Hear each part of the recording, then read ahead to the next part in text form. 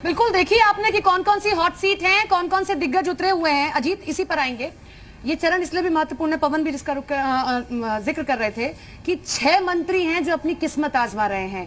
अब बहुत मुश्किल राहें हो जाती हैं बीजेपी की, और खासतौर पर प्रयागराज। देखिए, बिल्कुल 5वें चरण की चुनावी कक्षा में सियासी ताकत के साथ साथ बाहुबल की ताकत का भी इस्तेमाल होता है। जैसे आपने जिक्र किया कि 6 मंत्री, उसके साथ ही अगर आपने देखा होगा तो बयानों का, कल अखिलेश यादव ने कुंडा में कहा कुंडा की कुंडी बंद कर देंगे, आज राजा भैया ने कहा किसी माई के लाल में दम नहीं। तो बयानों में भी तलखी आपको देखने को मिलेगी। मुकुट बिहारी वर्मा से लेकर सिद्धार्थनाथ सिंह, डिप्टी सीएम, और मेन बात देखिए, अनुप्रिया पटेल की बहन पल्लवी पटेल वहां से चुनाव लड़ रही है। आज जया बच्चन और डिंपल यादव उनके प्रचार में गई तो उन्होंने कहा कि अगर कोई बाहर से आएगा तो हम उसको अपना, आएगा तो अपने पैर से, लेकिन जाएगा दूसरे के पैर से। यानी एक धमकी भरा बयान भी आपको देखने को मिलेगा। तो अयोध्या से लेकर इस रण में अगर आप देखें, तेज नारायण पांडे से लेकर ब्रिजभूषण सिंह, राजा भैया, अभय सिंह, अयोध्या की जो हार्ट सीट है जहां कल योगी आदित्यनाथ ने रोड शो किया, आज अखिलेश यादव रोड शो कर रहे हैं। तो ये 5वें चरण की सियासी कक्षा में इन बड़े नेताओं की अग्नि परीक्षा है। सपना जब्बार देख रहे हैं हम, जिसका जिक्र अजीत भी कर रहे थे, चाहे प्रयागराज कहिए चाहे अयोध्या कहिए, ये दोनों सीटें दोनों जगह ऐसी मानी जाती हैं जो बीजेपी का गढ़ टाइप है।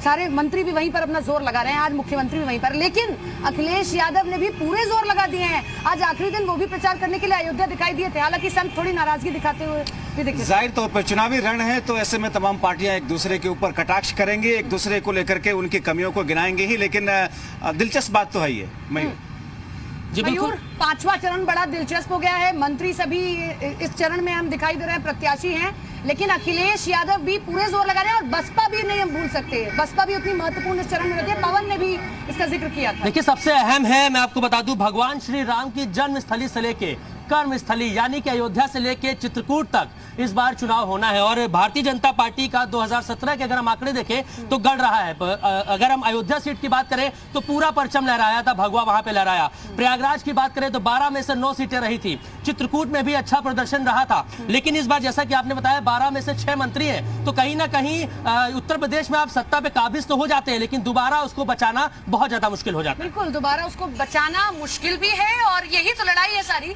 प्रयागराज, इस टाइम सभी की नजरें प्रयागराज अयोध्या पर हैं, और प्रयागराज पर इसलिए क्योंकि हमने सिराथू सीट पर जो फाइट देखी है, डिप्टी सीएम केशव प्रसाद मौर्य के लिए अमित शाह तक प्रचार करते हैं, योगी आदित्यनाथ रोड शो आज कर रहे हैं, तो उस सिराथू सीट की लड़ाई बड़ी दिलचस्प हो गई है। देखिए, बिल्कुल दिलचस्प इसलिए भी है क्योंकि ये सीट ऐसी है जो उस पर केशव प्रसाद मौर्य पहले चुनाव जीत चुके हैं। इसीलिए समाजवादी पार्टी ने पल्लवी पटेल को वहां पे चुनाव लड़ाया है। और खास बात ये कि देखिए, ये फेज इंपॉर्टेंट इसलिए है कि जो ओबीसी वोट बैंक को लेकर, चाहे वो अनुप्रिया के साथ बीजेपी का गठबंधन हो या समाजवादी पार्टी का पल्लवी पटेल की पार्टी के साथ जो गठबंधन है, ये उस फेज की लड़ाई होगी। क्योंकि देखिए, प्रतापगढ़, कौशाम्बी, प्रयागराज में ये बेल्ट है, और ऑपरेशन बुलडोजर जो है वो भी इस फेज का सबसे महत्वपूर्ण है। क्योंकि अतीक अहमद या हम बात करें तमाम विजय मिश्रा, वो भी सीट में आता है। जी शुभम, एक छोटा सा सवाल और छोटा सा जवाब, तब मैं अपने सहयोगी राम के पास जाती हूँ। अमेठी भी महत्वपूर्ण सीट हो जाती है क्योंकि गायत्री प्रजापति की पत्नी को टिकट दिया गया, और बीजेपी ने इसी पर सवाल खड़े किए कि जो इतने बड़े आरोप जिन पर लगे, उनकी पत्नी को आखिर टिकट क्यों दिया गया? देखिए, काफी